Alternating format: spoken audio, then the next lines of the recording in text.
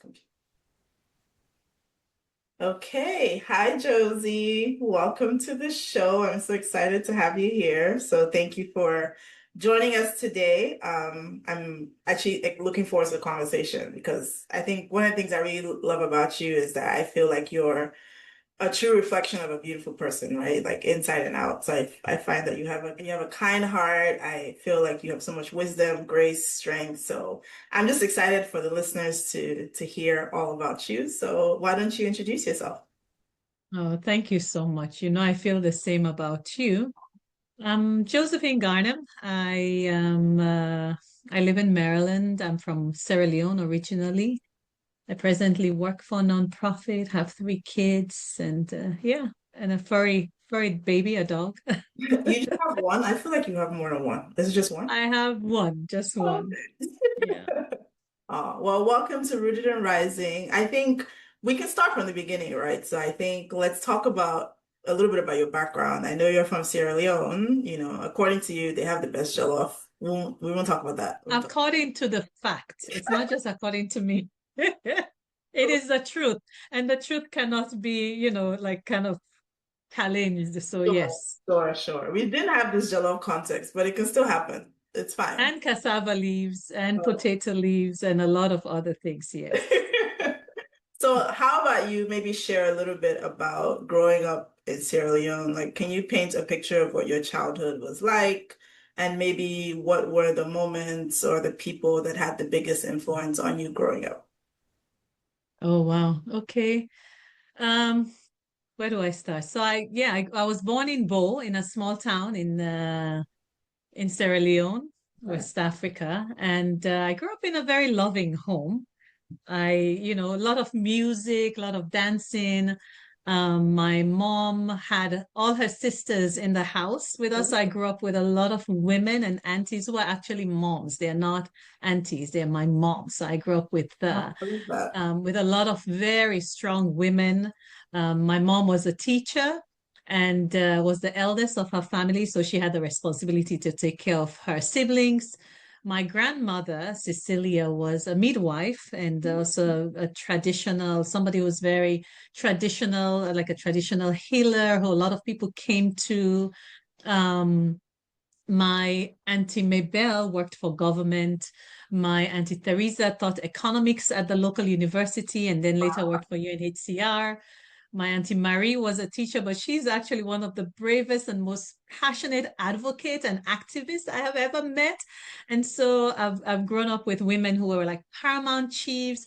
Like I was surrounded always by women leaders who were Awesome. unapologetically themselves. And I think that shaped me a lot. I grew up shy. I was bullied in school, but as I grew up and I started to appreciate these women, I kind of, continued to like say, well, I have all these women. Surely, I want to aspire to be like them. And surely, this is a line of Black women who are just so super powerful that I can look up to. And of course, I had a very loving father and brothers and sisters. So all my cousins are all my brothers and sisters as well. So yeah, I grew up in a community. I had a good sense of community. You Mhm. walk out on the street, somebody is watching out for you. If you go anywhere you're not supposed to go, somebody's going to tell you it's getting dark, go home. So I felt like I belonged, I felt like um that I was surrounded by community and by love. And of course, the war in Sierra Leone also shaped my life. I went to Guinea, Lebanon, Uganda during the war several times, Oh, wow. displaced. Have So that, did you have to move to those places or was it just yes. okay, okay. Yeah, so during the war, I had to go to Guinea and stay there for a few months. I had to go to Lebanon during so a lot of change as an immigrant in a different country with completely different languages and cultures. So that also, I think, shaped my life into how I look through the world in those lens and how kind of I've moved here to the US now. I work a lot with immigrant communities. You are never in somebody else's shoes. You can never say you know somebody else's journey. But in that space, I've had those experiences that help me kind of say, I don't know how you're feeling, but I've been through a similar experience. Yeah. Yeah, so it really has transformed the way I look at things as a newly arrived immigrant, as somebody who has no concept of knowledge of language, so it has helped me say, well, how would I have loved to be welcomed? Right. How can I be that person that I would have loved to have Mhm. in those situations? How could we be welcoming to the stranger, to those the immigrants and all? And so that has kind of shaped how I am being in America and the work So that I do. just going back to what you said about growing up with a lot of strong, intelligent, amazing women, I think it sounds like you had a fantastic village, right? In sense village in the Absolutely. sense of, community. Absolutely, So yes. it sounds like that's been a massive part of your life. So maybe not going to the transition to Sierra Leone to maybe the US, because I know you said you were in other places, but we can say specifically for the US, what was that transition like? And what were some of the hardest adjustments that you had to make, and what do you think helped you through those adjustments? Or who? Yeah. I think I missed the sense of community. So Mm, coming to the States, I missed having family around, yeah. even though I came as a young adult, simple things like going out, going to the doctor, I had a young kid, having somebody to help. I missed that sense of community. So the adjustment was deep. And also I felt very much close to, say, the African American Mm. community. But then I came to learn very quickly when I asked, "Hey, where are you from?" So I had to learn all those different ways of being in the US. So I was like, "No, you don't do that." And Mhm. of course, in Sierra Leone, we're very warm. So I love to hug. I Yeah. love to compliment people because Sierra Leone, that's what we do, right? And then I had to go through several sexual harassment trainings at my workplace, like, hey, you can't compliment people all the time, and you can't be It's like so all this like funny. hugging. So there were those little nuances of adjustments, Mhm. and also I missed like the food. So we actually moved to California first. Okay. And because I felt so lonely, I felt very much in need of community, and I was coming to Maryland to visit. I Mhm. actually intentionally had us move to Maryland because of such a large I see. West African African community. community here, that I felt like, oh, I can get my cassava leaf, I can talk to people, And yes, it was a very tough adjustment, but of course, once I find community, and also I love church, so I find the faith community as well as my community, it was easier to just kind of adjust. But adjusting in a way where I felt the strongest need, I think I appreciated and loved being an African in Sierra Leone, Mhm. but I did not appreciate it as much as when I moved to the Yeah, States. yeah. I kind of honed into like, I have an identity that is beautiful, that is rich, Mhm. and I need to make sure that I hold on to that and I embrace it as fully who I am.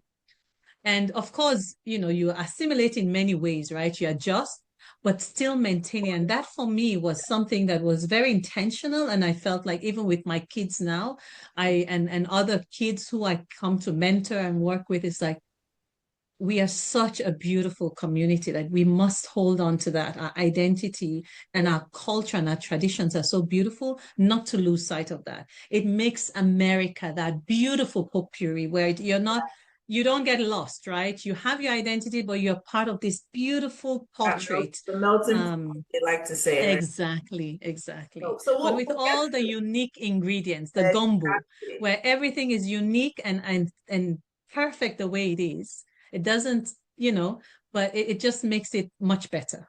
And Yeah. it's funny you talked about like your children and making sure that they're holding on to their culture. So I'm gonna get to that maybe a little later. But before that, I wanted to talk about faith because you just brought up how like you held on to your faith and finding a faith community was helpful in this period of change. So can you talk a little bit about your, I don't want to say spiritual beliefs, because I feel like as much as I know about you, you're a very spiritual person. And you seem to really, really practice your faith, right? Not so much as like, you know, there are people that talk about their faith, but I feel like I see it in you as a person as well. So can you talk just a little bit about what faith means to you? Oh, well, I try to practice. I don't really have, I feel like I'm constantly learning about where I stand in terms of my faith, my beliefs. And that's another thing that I struggled with as well. I feel like, we identify each other as ourselves as one, right? As this faith, I'm this, I'm that. We give this status. Growing up in Sierra Leone, I grew up in a very, very, again, very diverse, but very accepting Mm-hmm. community where I had Muslim friends, Hindu friends. Mm-hmm. I will go to the mosque, I'll go to the temple, they'll come to the church, they'll go. I mean, I could say the Al Fatiha, my Muslim friend can say Yeah. the Our Father. And we had intermarriages. I have uncles and aunties that are Muslims and Hindus. And so I always had that sense that everybody is unique but beautiful, that it's not just our similarities that bring us together, but even our differences was such a beautiful thing. And I had something that I've now learned. At that time I didn't know what that word, what it was, how could I name it, but I learned what holy envy is. I don't Mm. know if you're familiar Oh, with what is that. that? So holy envy means learning about other traditions and beliefs and religious beliefs, and they're so beautiful and they're so unique, and you kind of think, oh wow, like when my Muslim friends fast, I was like, wow, they pray, like I'm like, I have that holy envy. I love it. I admire it. It's not something that separates us. It's something that I see as a beautiful thing that I want to learn more about. It doesn't change who I am, but Right. it helps me appreciate them. And Mhm. so coming to the US, and I sadly noticed quite strong divisiveness, and that surprised me because I grew up in a community where it's like, oh, when fast season comes, my mom will make pap and take it to our friends, our neighbors. Yeah. When it's Lent, everybody, for Easter, everybody Everyone celebrates. is kind of recognizing Yes. everybody's, yeah. And celebrating with it, Mhm. And here, even though I have always had this high, like, America is this amazing, it's a utopia where everybody accepts everybody and everybody lives. In certain times, I have felt very sad and surprised at how divisive sometimes some communities could be. And so that was a big cultural shock for me that and it's, I mean, it's not okay, but it helped me address some of my own misconceptions, and that everything is not perfect on the other side of the fence, and that maybe I could bring that richness of Sierra Leone, because we always think when we're on that other side, we don't know much and there's so much we could learn from others. But I realize more and more always now how much we can teach, how Right. much of our things, that our traditions, our beliefs, our practices that we can teach here. And that sense of like community doesn't just mean because you look like me or because you worship in the same Worship with temple or me, place. yeah. That community means a lot more than that. So yeah, and of course I grew up in a home where my parents were practicing Christians, Catholics, Mhm. and I also have been very fortunate because I had this holy envy and I yearned for a faith community, but not just a place to worship, a way of being in the world that manifests what your beliefs are, your values are into your actions without a title, without, you Right. know, just being in the world Yeah. as your faith teaches you or as you understand it to be. And I was very lucky to find the Living School, the Center for Action and Contemplation. So I went through this theology program, and I'm also part of Pax Christi Mhm. USA, which is a network of incredible activists and social justice workers and people who are grounded Mhm. in spirituality, but social action, where it's not just what they say, it's actually being out there and serving the poor and living in with humility and in poverty which is hard for us because we want to build generational wealth, we want to do this, but to see so many incredible people giving so much of themselves and more, Yeah.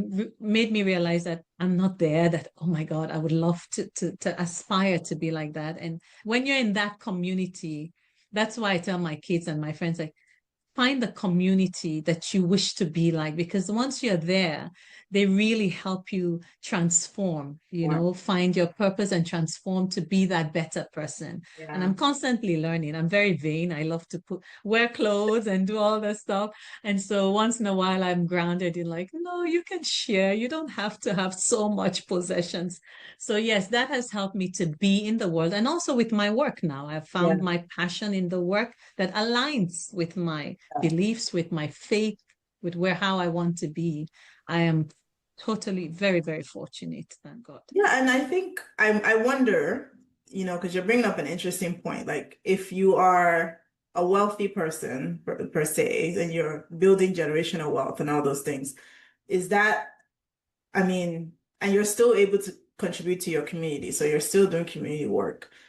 Is that not okay? Or do you have to kind of bring yourself even further down and live like a Franciscan monk or whatever it is to feel like, okay, I really, really put myself down to the level? Or is it by the fruits of what you're doing? It's by That, the fruits, of yeah, course, it's by the yeah, fruits of what you're. And that's a very good question because I struggle with that sometimes. I'm like, wow, am I living too well? And should I do this? But of course, we also come from a community where you want to build security for right, yourself, for your children, for our families that are relying on us. So I think balancing it, it's really being true to yourself, right? And making sure that you're aware of the needs that are there. I always tell myself and my kids, I'm like, want versus need. There's nothing wrong with being comfortable. yeah, There's nothing wrong with having a really good life. That is, I mean, we will fool ourselves because then you become that hypocrite who's doing one thing and saying exactly. another thing. But Yeah. as long as you're aware that on the other side, you do have communities that are struggling and you do the best that you can, Hmm. you know I think that's how, there's a, I think Living School also, Center for Action and Contemplation, has this thing, wisdom and money. How can you really, in this world where you do need wealth, and Yeah. we cannot hold it against people who have made money. I mean, they've worked hard. It's how you spend it, it's how you use it, and how you're being in the world. I Hmm. think that's the most important thing. Yeah, Yeah. no, I agree. I agree. And just kind of talking more on the purpose conversation, it sounds like, your work in theology, your work as a community organizer, all of those things have really maybe tried to help you realize what your purpose might be. Um, I'm wondering how has your understanding of purpose shifted over the years, especially as you became a wife and then a mother, as an immigrant, all the other facets of who you are. How do you think your purpose has shifted? Oh my goodness, that's a very good question. So, ah, my purpose and passion. I feel like right now where I find myself is that I've learned that my purpose changes all the time, has changed over time. you know I always feel like, what is my purpose? What is, I, as a younger me, I've Hmm. always go, what is my purpose? I have this yearning to fulfill my purpose. And as I got older, I realized, oh my goodness, I have been living my purpose all along.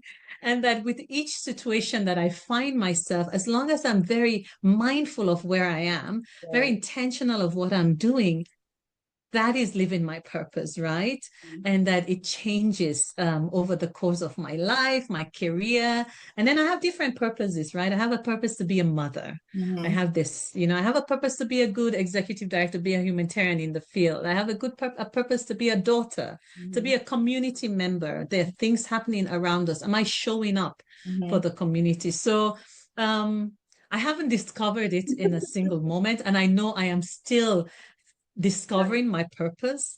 I think it has come up through my lived experience, and I'm learning Hmm. that I take everything I'm doing as it's my purpose, because that way I do it more intentionally and I follow it through. And Yes. I'm very attentive to Hmm. how I am being in the world. Am I am I being authentically myself? Am I giving it my best? Am I making a difference? Mm-hmm. And just the more you're more mindful and aware of it, you can't, of course, you are not perfect. I fall, I fail, I don't do it right, but I try and I ground myself. It reminds me of, should you be doing this better? Or maybe my purpose is just to sit and listen and not overdo things, right? You have the Mary and the Martha thing. There's that one who sits and listens, and there's the other one that's It's like busy doing looking stuff. around and trying to prepare. Yes, and both have, but without that, how can you sustain the others, right?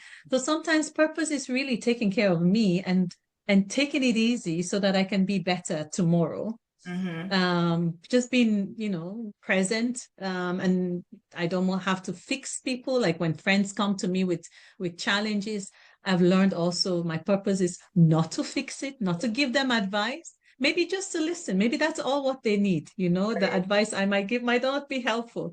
So I think, and then growing up in Sierra Leone, being displaced in different countries, seeing suffering, seeing death, um, I think those places, returning back to them, has kind of think, how can I align my purpose with Mm-hmm. my life experiences, especially in a suffering world, Mm. right? How can I be more intentional, and how can I be of more service to Yeah. others? Because I've had people who have thought like that and they have rescued me and they have transformed my life. Mm-hmm. And then I think, well, how can I pay that forward in having my experiences and my past, both good and bad, transform me to be there for others? So it's more service living. And I think that has helped me ground me. I'm not always good at it. Um, Seeing inequity helps me kind of realign my purpose. Like, Josephine, are you doing the right thing right now? Are you focusing on the right thing? Are you living out your purpose in a way that you feel that will be of service to others? Yeah. um yeah, and so that's yeah, and I think I'm very, again, I keep saying I'm blessed, where right now I feel like the work I'm doing in this humanitarian sector with Healy Foundation so aligns my passion and my purpose Purpose, that which is every day I perfect. have to pinch myself and I'm like, okay, ground yourself. Don't get carried away. Life is very vulnerable. And so today, what are you doing today to make that difference? How are you being in the world to heal, to try, be a better version of myself so that I can be in the world just in a better way. Mm-hmm, mm-hmm. Um, No, yeah, so yeah.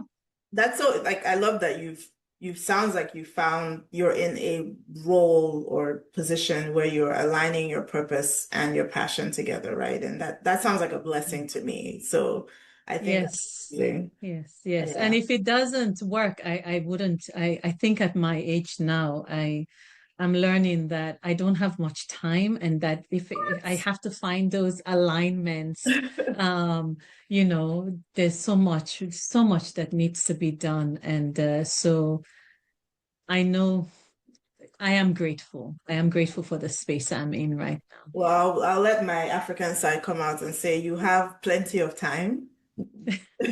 Thank you, thank you, In Jesus' name. So thank you. let's Amen, amen. so let's move to kids and raising children in today's America. I wanted to hear maybe a little bit about what do you think has been the most surprising lesson for you parenting in the US?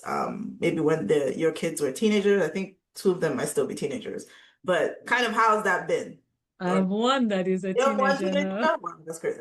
So, but what has been maybe the most surprising lesson for you? Um, Children. Yeah. I think motherhood has been the most grounding experience for me, the most humbling experience Oh, okay. for me. And because I come in many ways from two different worlds, right?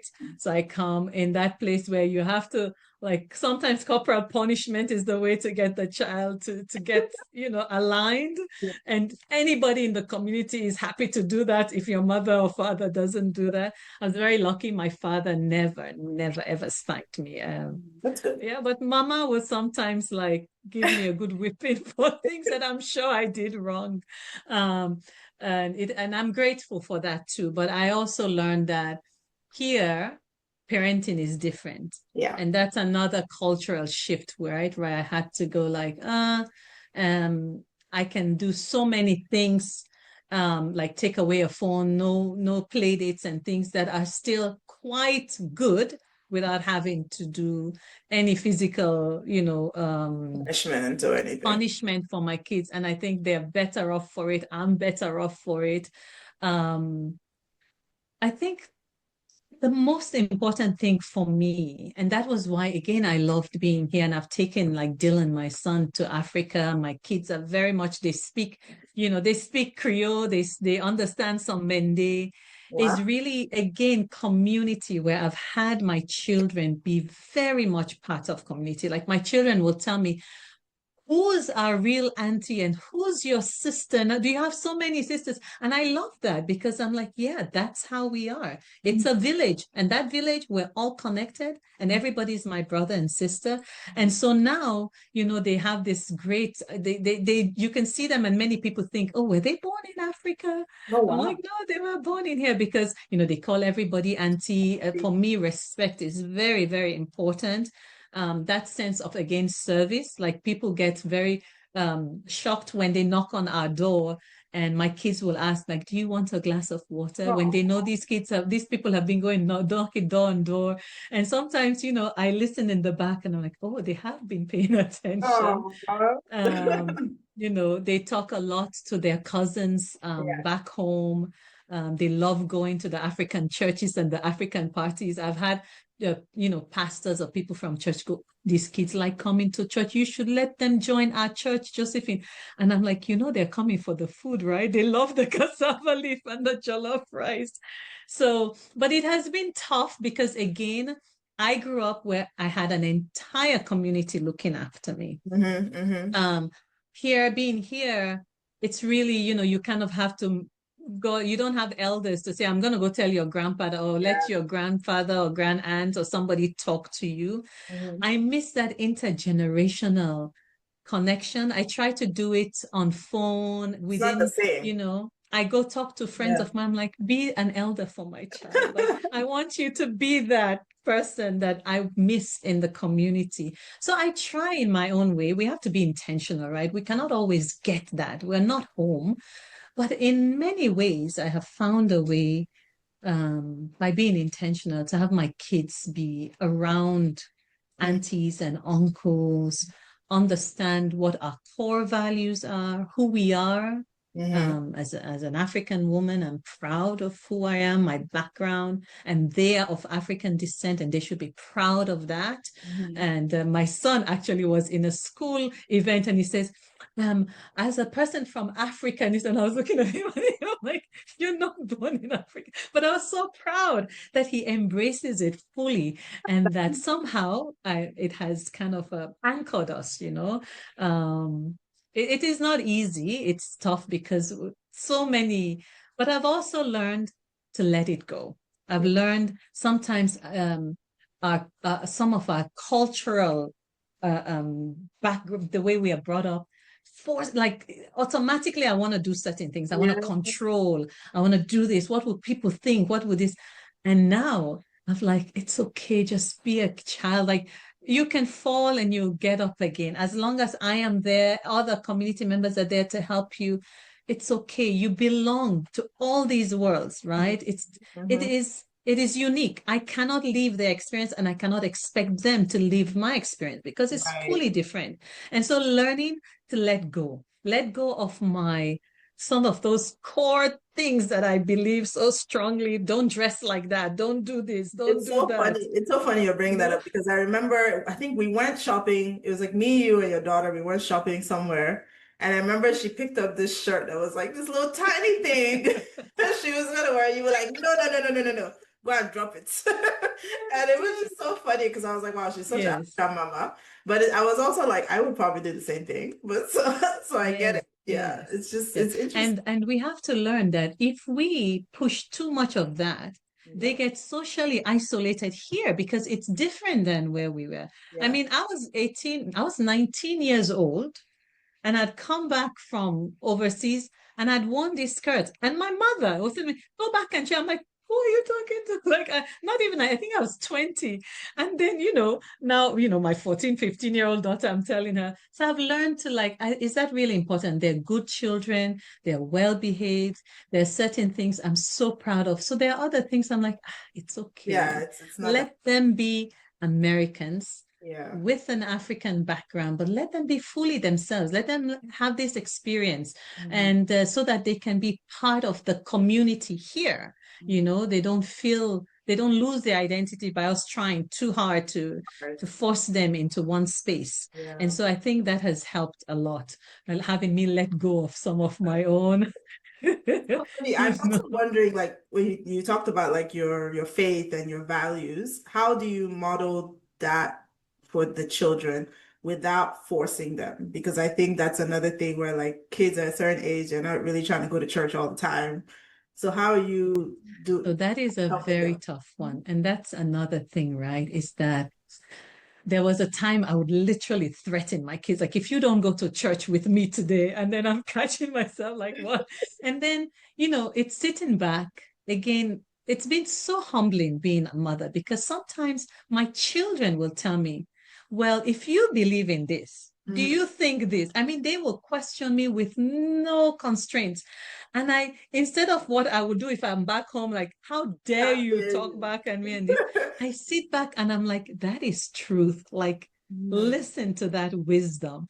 And so I have intentionally, I have a really, knock on wood, like, I've learned to listen to my children, that it's not mom and dad are always right. Mhm. To listen to them, why don't you want to go to church? Because some of the things they bring up, things I don't want to go to church for. And Mhm. I forget that they are very intelligent and they know exactly about this. They're conflicted with one thing that happens that we say and another thing that is happening out there. They're so aware. They are in social media. They know what is happening. You talk about a church that is kind and accepting and good and all. And then you hear all these um so polarizing, so divisive, so uninviting, so exclusive. And then I think, of course they don't want to do that. So I saw a change when one day my son was like, I really don't want to go to church. I don't like the way the priest is saying his sermons and all. And I sat down and I said, I agree with you. I could see his face, like he really didn't. I said, I agree with you. I really get frustrated sometimes. I want to get up and I want to move. And the minute I was vulnerable enough and honest enough to say, yes, I am actually thinking this. We had this conversation. I went to another church and my son actually drove behind me and said, oh, mom, I'll just come with you and try this on. Had I not had that conversation and been honest with him and treat him as you're an intelligent human being, Mhm. let me hear your side because you probably know so much and see so much more. Mhm. We may not have been there. And also, I think what has grounded me, and they remind me to practice what I preach. They hold me accountable because if I say one thing and I do something, They're they're like, hey. quick. Oh my goodness, talk about these kids have like a laser focus on me. Like, hey, what? So they actually teach me to be authentic. That if I say this is the way I'm living, you better see it. Because even for us growing up, we had family and friends that are like, wait, this person says they're this, but now they're living this. And you lose total faith in the system and in everything. And so our kids have really taught us that if we are able to practice what we preach, like to live our lives authentically, we don't need to do or say anything to them. Mhm. They will follow by example because they see that authenticity. They can I mean, I always tell my friends, say, be careful, your children can see right through you because we also remember the things we noticed as kids that our parents thought, these are just children. And so once I remember that, hey, when I was 14, when these conversations happened, I was fully aware of them. And if I'm able to live fully and show my vulnerability, show my weaknesses, have those uncomfortable conversations, open space for discussion and debate. Like my middle son loves to debate me on theology, on politics.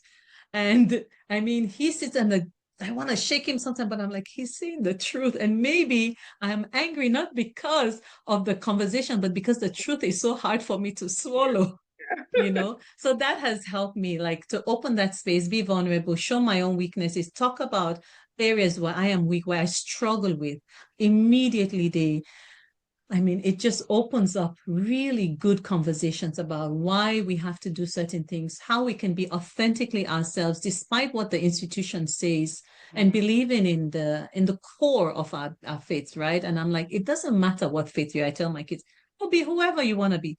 Just be a decent, good, kind human beings with the values of this. Mhm. Doesn't matter what label you put on it. I've realized that now with whether you're this or you're that, it doesn't matter because we see people with so many labels, Yeah. and it's such a disappointment. So be whatever you want to be, or Mhm. don't be anything, as long as you practice the core values of being a human, the core values of the Sermon on the Mount, the Beatitudes. You be kind to your neighbor, feed the hungry. All of that doesn't need a title or religion. If you Right. do that, you're already on a good path. Right. So And yeah, it I've also sounds learned that. it sounds like you're also like entertaining a good, or you've always entertained a good, healthy curiosity with your children where they're able Not to always. I learned along always. the way. The first one was harder, then it got better. That's a And good. as they got, yes. Yeah, because I always Yes. hear like recently I've been seeing like conversations where people say every child doesn't get the same parents. And Yes. so your first child definitely gets a different Josie than It your is so true. yeah, It is so so I think true. that's really And interesting. he has been very kind and Aw. forgiving. And I have sat with him and I'm like, I know I'm doing this differently now, and I know I did it differently for you. Forgive me. And that's one thing I also do with my kids. I sit with them and I say, yeah, I was so young. I really, no child comes with a Manual. manual. Yeah. You learn as you go along, and I have these conversations with them, and hopefully that will help make them a healthier adult and healthier Mhm. parents with Mhm. those kind of spaces and vulnerabilities. But I also tell them, I said, you were born as a human being so that you can rely on your parents to raise you and to take care of you and to nurture you and to guide you. Mhm. If God wanted you to be independent, he would have made you a lizard. You get off that egg and you go off on your own and but God did not want that. God made you, you had to rely on me for food, for nurturing, for to help you walk, because even if I don't know everything, I know enough just by age and by experience Right. to teach you something. So Right. maybe some things I tell you would be for your own good. Yeah, that's fair. And also just even thinking about you saying, like you said, motherhood is grounding. They are relying on you for the support, encouragement, advice, knowledge, all of those things. So with all that, how are you able to make space for your own growth, your own ambition, your own healing while still showing up for your family? So that's tough. Yeah. That's tough. There has to be a lot of I've learned that I have to learn to forgive myself. Mm, For those days when I'm super busy and I don't have time. There mm, are many of those days. I have to learn to forgive myself for being tough that, oh, I should have done this and now this. You balance it out, right? You don't always get it right. But my kids are also my purpose and my community. And they are also so heavily reliant that if I want to change the world, I need to change myself yeah. and work with my family too, because they are my world as well. And they need that. They need the love. I've been very fortunate. Rabbi has been so supportive and he's been there all the time, really making sure we balance our work and that I'm fully able to work on my career as well, because that is very important for me. I think also my children are so supportive and forgiving Oh, that they would just go with me to my events. They will go with me to some activism rally. I want to go do this. I want to go to a meeting. And they'll just sit there and they're like, yeah, mom.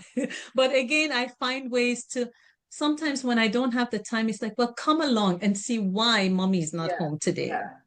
Come and see what I'm doing. Maybe you will be forgiven, and they have been. Mhm. And but I have also learned that it's important to be present at home, and it doesn't take away from who I am. There's a way I have to learn to balance that. And that's my job to learn where I do those balancing so Mhm. that I don't compromise. Of course, naturally, there is always some times when you have to compromise and you Right. sit back and you're like, I wish I had been at that game. I Yeah. wish I had made it to that, right?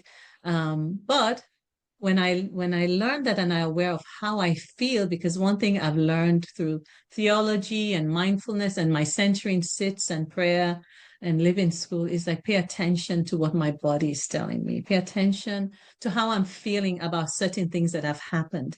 And Mhm. so the next time when something similar is about to happen, I remember, Mhm. hey, what is the most important thing I would want to remember Mhm.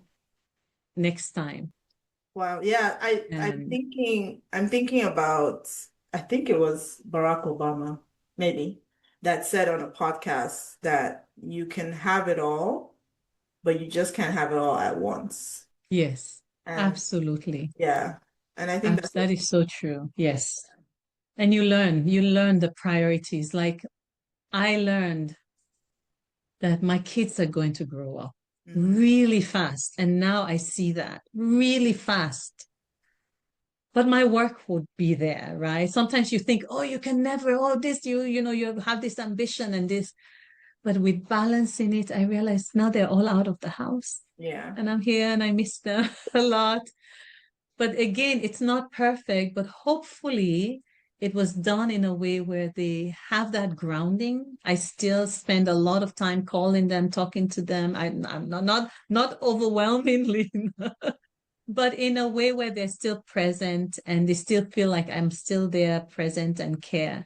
And for the times when I'm present, I've learned to be fully, fully present because that is important. Yeah. Because you can say, oh, yeah, I have time for my kids, I have time for work.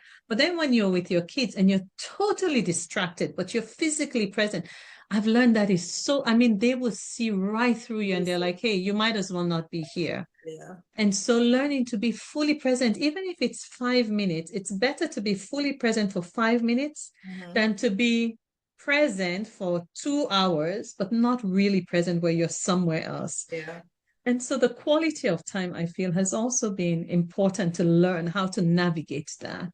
Mhm. And I thankfully, it's a blessing. I feel like it hasn't compromised me. It Hmm. hasn't compromised my time for growth in career. There are times when I'm like, oh, I could have been this, I should have been this, but then I think about it, like, nah, I am only here because I was able to do this. If I Right. hadn't had that, God alone knows where I would be. And Right. so being forgiving and just being like, you are where you're supposed to be at where you're supposed to be at that time. If you have faith and you have that grounding, you learn to start accepting that that's how it should be, right? Yeah. That's Yeah, that's true. That's true. So I think maybe let's shift into what is keeping you rooted or what keeps you rooted. So you've talked about your faith, you've talked about kind of your background culturally, all of those things that really make you who you are, right? So what do you return to, whether that's mentally, spiritually, emotionally, when you feel like life is overwhelming?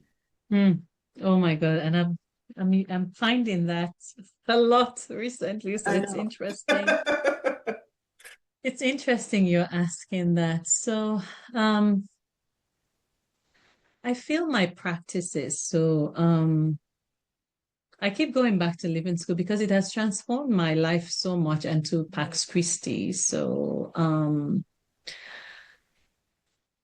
living school, we're taught to sit in silence, to be fully present, Mhm. to have faith in the work of the universe and in our own how we are being in the world kind of relates, right? We're co-creators. Okay. That kind of helps ground me, and that also you're not perfect, right? That you're not special. Everybody's special. You're not that special, but you're also super, super special. So there's that, you know, like you're the most favorite of gods, but Hmm. you're also not the favorite of God. Like God, something like that. So it grounds me, keeps me grounded, keeps me humble. Hmm. Pax Christi, of course, that work again humbles me and keeps me rooted in like, oh, I can do this social justice work. It's possible that we can have live our lives, but also be in the world. And we have to be in the world for community. Mm. That's one. Prayer, of course. I find time just to take a pause. I'm not very good at making elaborate prayers, but I've found that even if I sit still for a minute and just say thank you, That's a whether prayer. it's a hard time, whether it's a joyful time, just saying thank you and just being grateful is enough. That's in a prayer of itself. Seeing my kids, it keeps me rooted a lot, like seeing them doing well. Yeah. Community is something I really love. I'm somebody who loves being in community. So I have a group of friends, family that will check. We don't see often. I don't go out often, but we'll check on each other. I'll Yeah. have somebody who I'm like, hey, say a prayer for me. Hey, talk to somebody. I'm very close to my sister. Hmm. And I have learned to talk to our ancestors. Hmm. I know some religions kind of are like this, but I've found that we are surrounded by this love and by this energy of our ancestors who have kind of transformed our paths by their lives and the work they have done. Hmm. And so I will sit sometimes in silence and just, like talk to my grandmother, who I was very close to, my father, who I was very close to, and just ask for help and guidance. And knowing that my tradition, like I am an African woman, and we commune with our ancestors, and we believe in the connectivity between our present, our past, and our future, and that's what makes us who we are. And that keeps me grounded in that, because I also want my children to see that. Uh, um, and that every action that I do, if I do it authentically, if I do it with compassion, Yeah. that it keeps me grounded, that no matter how small, Hmm. we need a compassionate and kind world. And that constantly to be rooted in those kind of thoughts and to everything you do, like how are you hurting another person, even by the things you say, by Hmm. the things you do, or by the complacency of pretending it doesn't exist. Yeah. And it may sound like a lot, but if it's a practice every day, it becomes part of who you are, and you don't have to pretend or put on a facade or some persona for the Hmm. world to see. It's not what the world sees, it's the impact you have and the memory of that person, the impact you've had on that person, and how they live their lives is what Right. counts. And so, um, yeah, I think all of that, I'm inspired by people. I love people. So every time I meet somebody, I'm like, oh my God, you inspire me. So I spend time looking at people who are change makers, who are not in the news, who are not doing grandiose things, but Yeah. doing little things. And you see they're doing it authentically just for the sake of it, Yeah. either through their experiences or just it's the right thing to do. And I admire that, and it grounds me and it reminds me, hey, you don't need all those like recognition. You don't need just be in the world, and Authentic. have a change. Because one thing I've noticed is that like my grandparents or my father did something, helped somebody out, and without them ever knowing, 20, 30 years later, I meet somebody at some random place, and Hmm. then somebody, and I'm like, oh my goodness, how small the world is. And I see these random acts. The universe is so mysterious. Life is so full of incredible things that if we're not aware of that mysticism, and I know there's a lot of suffering and there's all of that, but there's so much else there. Hmm. The best we can do, I cannot control somebody else's behavior or actions, Hmm. right? What I do have control over is my actions and how I show up in the world. Right. And if I can do my best in how I show up, leave the rest, leave everybody else, have benefit of the doubt, have faith in people, right? That Exactly. they will find their way, they will do their own journeys, they'll do their own fall and stand, they'll get their own strength. But just be myself fully, authentically, be kind, do the Hmm. best I can, and leave the rest up to God, you know? I feel like everything you said now to me just sounds like what I used to hear growing up in Nigeria. Everyone said charity begins at home. And my Yes, mom says that till today. It's like, yeah, you can do all, like obviously treat your neighbors well and all those kind of things, but start from your immediate environment as well. How are you relating with your family? How are you relating with the people closest to you? And then extending that beyond. It doesn't have to be this, I'm changing the world across the oceans, but just your immediate environment as well. exactly. And how am I, I go to the store. Am I saying thank you to the Right. cashier or to the person who's been working 12 hours, 14 hours? Am I smiling to them and saying thank you just for the sake of it? But then I come to work and I expect somebody when I've worked 2 hours to say, oh, thank you, this, that, but I'm not. So how am I being out there and giving myself, being that kind of person that's out there in the way I want the world? They say the eyes through which you see Mm, God is the eyes through which God sees you, and the same with the eyes through which you see the world. You see, so if you're able to find a way, when you look gently, and we do something as well in Live School, it's called the gazing. Like you look at something with love, and you start by a rock, then you start by an animal, then you start with a person, and then you start with somebody you don't like. The word they tell us you haven't done. You can look at somebody you love gently, right? yeah. But look at somebody you don't like, you cannot stand, and look at them with love and with kindness. Then you know you are following the path Wow. of that kind of That's a contemplative different path. level. That's a different But, level. but that's how you should be, you know. You don't know where people have been that morning. Somebody acts bad. God alone knows. I learned not to take it personally most of the time, that God alone knows what that person is going through. If Yeah, they've that's just true. been told they have cancer, if they just lost somebody. Yeah. God, so what I can control is how I show up, how Mm, I react, how I'm being. Of course, I'm not perfect. It's easy to say these things until you actually have to do it. right. But if you remind yourself and you try, it Yeah. helps. I mean, it keeps me rooted. And, I think it gives me a quiet strength and helps me most of the time. Oh, well, that's wonderful. I know we could talk for much longer, but I asked the last question, which is the question. Sorry, I give very long answers. Oh, you are It's like, perfectly fine. It's better than having a guest that's not talking at all. So, question I ask all the guests is, if your life had a theme song right now, what would it be and why? if my life was a song Had a theme song. So if there or was, had a theme song, oh my goodness. I think the first thing that came to my mind when you said that is Rise Up by Andra Day. I don't know why. okay. I mean, it sounds pretty self-explanatory. I don't think I know the song, but It goes, I'll oh, rise up that song. Oh again. yeah, I know that song. Yeah. So that's the one that came to mind. I don't have enough time to think through. But yeah, something to do with resilience and love. I feel like our world, we need so much love. Yeah.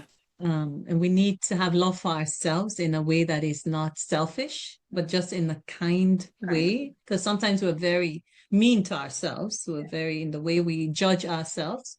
Mhm. So that kind of love and kindness, because that's the only way when you have healed, Yeah. you can give abundant love. I have felt that, like, if um I cannot give what I do not have and give of Yeah. myself. And Yeah. so replenishing. So yeah. I'll Oh. have to think about that. I have to find a theme song. Okay, Rise Up by Andrew Day. We'll go with it. But on that note, I think we can end the conversation. Again, thank you so much for being here. I love that you were so open and you shared. And of course, your words are obviously a reflection of the beautiful person that you are, that I think you are. Oh, So thank thank you for you. all that you do for your family, your community, and I'm just obviously grateful for you. And thank you for being here. Thank you so much. Thank you. It's an honor and a pleasure. Thank you. Yeah, God of course. bless you. All right. Amen. All right.